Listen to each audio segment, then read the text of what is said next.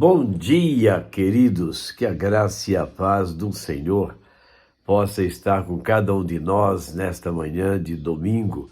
Hoje é o primeiro domingo do mês e hoje é dia 3 de julho. E esse hino fala que nós precisamos andar perto do Senhor, precisamos estar perto de Jesus, desejar estar sempre perto de Jesus. E a nossa lição da EBD de hoje, a fé e as provações. Está aqui em Tiago 1, de 2 a 18, texto de referência. E essa lição ela diz que o Novo Testamento fala de vários homens com o nome de Tiago. Em vários lugares nós vamos encontrar falando de Tiago, em Marcos, em Lucas, Gálatas, Atos. Toda a discussão sobre autoria e data tomaria um espaço que não temos aqui.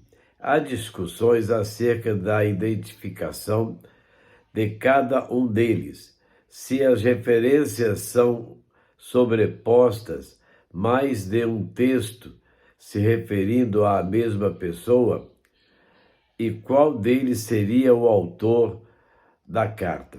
Para fins didáticos, assumimos aqui um posicionamento ao lado daqueles que consideram como autor o Tiago, irmão de Jesus. E quanto à data, referimos em torno do ano 60 depois de Cristo.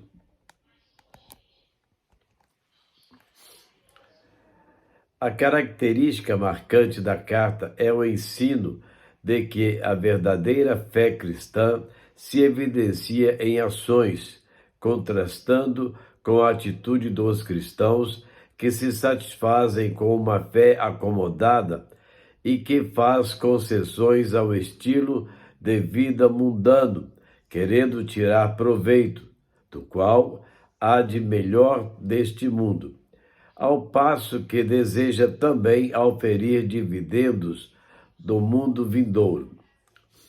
Nesses primeiros 5 estudos, separamos alguns assuntos que se destacam na carta para que possamos refletir e praticar, começando por um tema que está dentro do nosso contexto de vida nesse tempo. Alegria nas provações é o primeiro momento desse estudo. A afirmação de Tiago, neste versículo, é grandemente paradoxal. Dificilmente imaginamos a possibilidade de desfrutarmos alegria nas provações, pois estas nos lembram dor, sofrimento e dificuldades. Somos ensinados a buscar o prazer e evitar a dor. Primeiramente, é importantíssimo observar que o texto diz que devemos ter alegria em meio às provações, não por causa delas. Somos chamados a considerar, ponderar, expressão que significa uma atitude que envolve reflexão, algo que ocupe o pensamento principal na mente de uma pessoa. O ensino, então, é que, ao virem as provações, devemos exercitar nossa mente a olhar para os resultados benéficos da provação, ao invés de sermos dominados pela reclamação, pelo desespero ou pela revolta, pelas circunstâncias que nos oprimem. A palavra provação, pairasmais, pode ser traduzida por adversidades, problemas, julgamento, experimento, aflição e, no aspecto negativo, tentação, como algumas de nossas versões traduzem. O contexto nos leva à preferência por uma das palavras relacionadas à aflição, provação, quero chamar a atenção para o verbo passarem peripercete, que literalmente significa estarem totalmente cercados por, que faz ser ainda mais desafiador. Mantemos a alegria, pois não se trata de provações distantes, esporádicas, mas uma dura realidade de estarmos envolvidos, cercados por provações de todos os lados. Pensemos um pouco e concluiremos que esta é uma verdade patente em nosso viver. Há provações no ambiente pessoal, ministerial, eclesiástico, familiar, social, enfim, todo lugar para o qual nos viramos há provações. Fica claro que aqueles os quais pregam uma vida cristã triunfalista, sem crises, estão espalhando falsas notícias. Estar em Cristo não nos isenta de lutas e dificuldades. Por exemplo, estamos desde 2020 passando por uma pandemia mundial que tem provado nossa fé, nossas emoções e nosso convívio interpessoal. Ainda assim, somos exortados à alegria, a qual apenas o Espírito Santo pode implantar em nossos corações, como fruto que ele semeia em nosso interior. Portanto, quando sobrevêm as provações, devemos adotar uma atitude alegre. Isto não é fingimento ou autossugestionamento. Contudo, olhar as provações sob a perspectiva da fé. Segundo momento, colhendo frutos nas provações. Se não bastante ensinar que devemos ter alegria em meio às provações, o apóstolo Tiago nos ensina que há bons frutos a serem colhidos por tais circunstâncias. Vejamos quais são esses frutos. Primeiro, perseverança. A palavra grega descreve o período que o trabalhador suporta um trabalho pesado e cansativo. As provações produzem resistência, desde que conectadas com a fé ativa e dinâmica e que avança mesmo sob as chicotadas do dia a dia. Ao enfrentarmos e superarmos as tribulações pela fé, nosso caráter se torna mais perseverante. O autor, Strong, sustenta que a perseverança é a característica de um homem que não se desvia de seu propósito deliberado, sua lealdade à fé e piedade, até mesmo pelas maiores provações e sofrimentos. Segundo, maturidade. Sejam maduros e íntegros, ou perfeitos e completos. Entre os gregos, os termos serviam para designar a chegada à maioridade civil, quando a pessoa se tornava responsável por si mesma. O fruto desta vez é tornar-se maduro, após passar pelos estágios necessários para alcançarmos o objetivo final. O fruto que nos alimenta passa por um longo processo até estar pronto e, da mesma forma, é a nossa caminhada em direção à maturidade. O objetivo é sermos completos, íntegros em cada área de nossa vida, sem que haja falta de coisa alguma. Não nos sentimos de posses materiais, mas do caráter cristão, provado e aprovado, pronto para vivermos neste mundo como aqueles que refletem a luz de Cristo. Deus não contenta com um trabalho inacabado. O Senhor quer realizar uma obra perfeita e deseja que, ao final, sejamos maduros e completos. Terceiro, a oração. Passar por provações requer sabedoria e esta se adquire pela oração.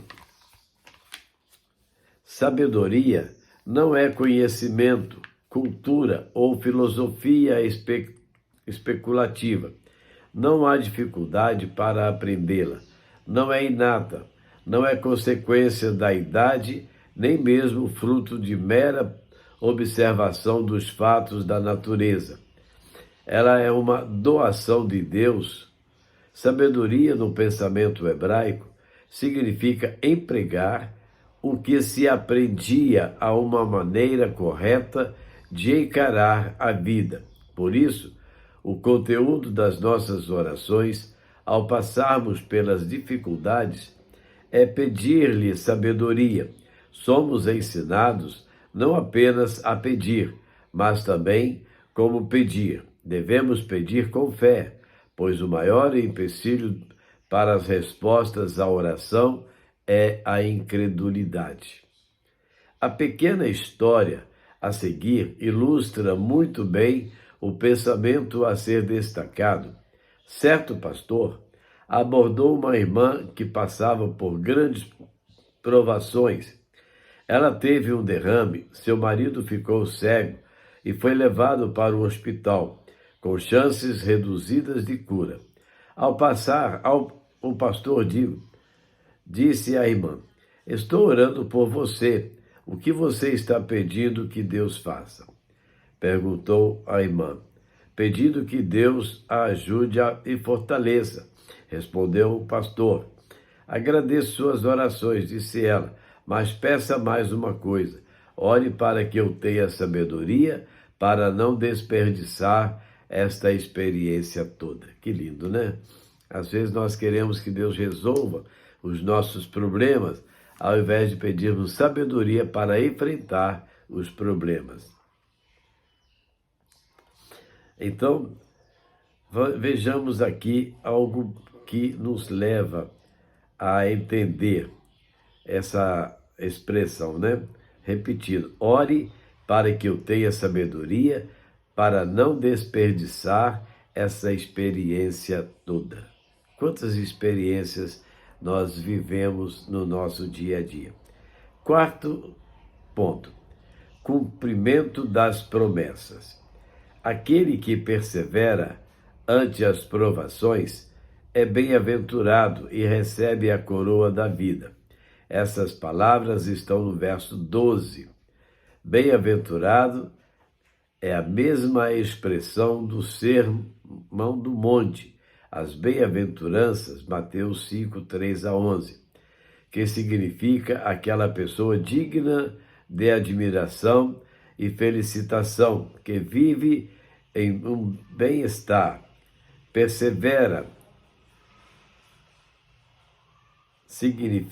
perseverar significa ficar, permanecer, sustentar um peso, o que para o crente só é possível mediante a atuação do poder de Deus sobre ele.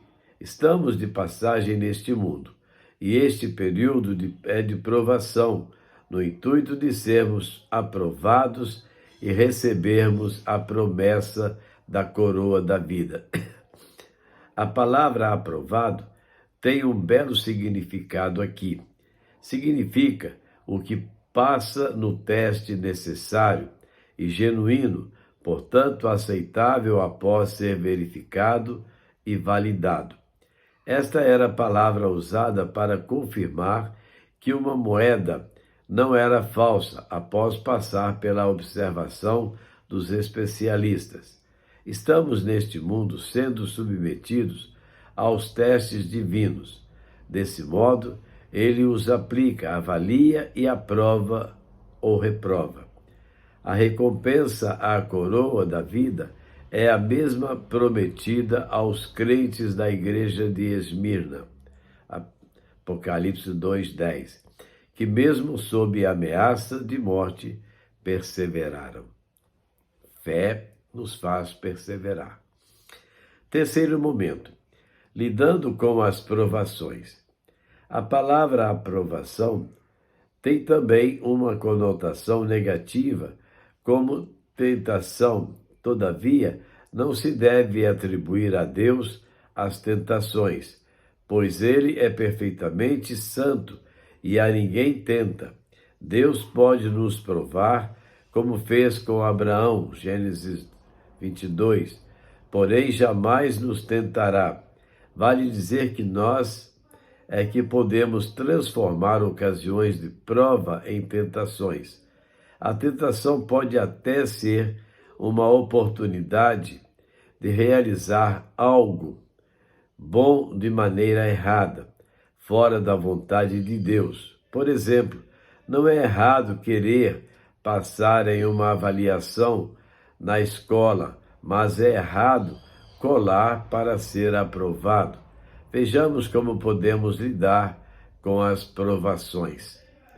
Então, olha só que coisa linda que nós temos aqui, né? A expressão que Deus nos mostra, que nós precisamos lidar com as provações. Primeiro, não transformar a tentação em desculpa para o pecado. O texto apresenta os 4 estágios para a consecução do pecado: a cobiça, sedução ou engano, desobediência e morte. Quando a tentação vir em nosso pensamento, é importante desviarmos a nossa mente para as consequências do pecado, a saber, o juízo condenatório de Deus. Como diz o texto, o pecado consumado gera a morte. O que Paulo concorda, porque o salário do pecado é a morte. Romanos 6, 23. Diante da tentação, devemos lembrar de que Deus é bom. A bondade de Deus é uma grande proteção para não cedermos à tentação. Uma vez que Deus é bom, não precisamos de alguém mais para suprir nossas necessidades. É melhor passar fome dentro da vontade de Deus do que estar saciado fora da vontade de Deus. Uma vez que começamos a duvidar da bondade de Deus, as ofertas de Satanás tornam-se atraentes e os desejos naturais dentro de nós se afloram. O versículo 17 nos mostra 4 realidades acerca da bondade de Deus que jamais devemos esquecer. Ele nos dá apenas boas dádivas. A maneira como Deus dá é boa. Ele nos dá de forma contínua. O verbo descendo traz a ideia de descer continuamente. Ele não muda. É impossível Deus mudar. Não pode mudar para o pior, porque é santo. Não pode mudar para melhor, porque já é perfeito. Terceiro aspecto. Diante da tentação, precisamos lembrar que temos a natureza divina em nós. Deus decidiu nos gerar pela palavra da verdade. Nascemos do alto, pela graça e por meio da palavra de Deus, e não existe nascimento mais nobre do que este. É a experiência de novo nascimento que nos ajuda a vencer a tentação. Se deixarmos que a velha natureza do primeiro nascimento assuma o controle, seremos derrotados. Recebemos a velha natureza, a carne, de Adão, e ele fracassou. No entanto, não nos sujeitarmos à nova natureza, seremos vitoriosos. Se nos sujeitarmos à nova natureza, seremos vitoriosos, pois a nova natureza vem de Cristo e Cristo é vencedor. Conclusão. O IESB comenta que o Senhor precisa operar em nós antes de poder operar por meio de nós. Deus passou 25 anos trabalhando na vida de Abraão, antes de lhe dar o filho prometido. Trabalhou 30 anos na vida de José, fazendo-o passar por várias provações, antes de colocá-lo no trono do Egito. Passou 80 anos preparando Moisés para 40 anos de serviço. Cristo levou 3 anos para treinar seus discípulos e construir o caráter deles. Estes são exemplos comprobatórios de que as provações refinam e fortalecem nossa fé. Ninguém gosta de passar por provações, porém, elas servem para nos fortalecer e ajudar a crescer. É muito fácil seguir Jesus quando vai tudo bem, mas a grande prova da nossa fé é quando passamos por dificuldades. Será que amamos Jesus de verdade ou somente queremos as coisas boas que Ele oferece? Será que estamos mesmo prontos para seguir Jesus em todas as circunstâncias? A provação é o teste eficaz da fé. Então pensemos nisso, né? Lição boa que nos fala de coisas maravilhosas. A nossa fé. E às vezes somos provados pela fé. Mas nós podemos vencer se estivermos com Jesus, sustentados por Jesus, caminhando ao lado de Jesus. Viva a fé que Jesus te ofereceu. Viva essa fé maravilhosa que Deus tem para você. E outra coisa, para você ser um vencedor, você precisa estar ao pé da cruz.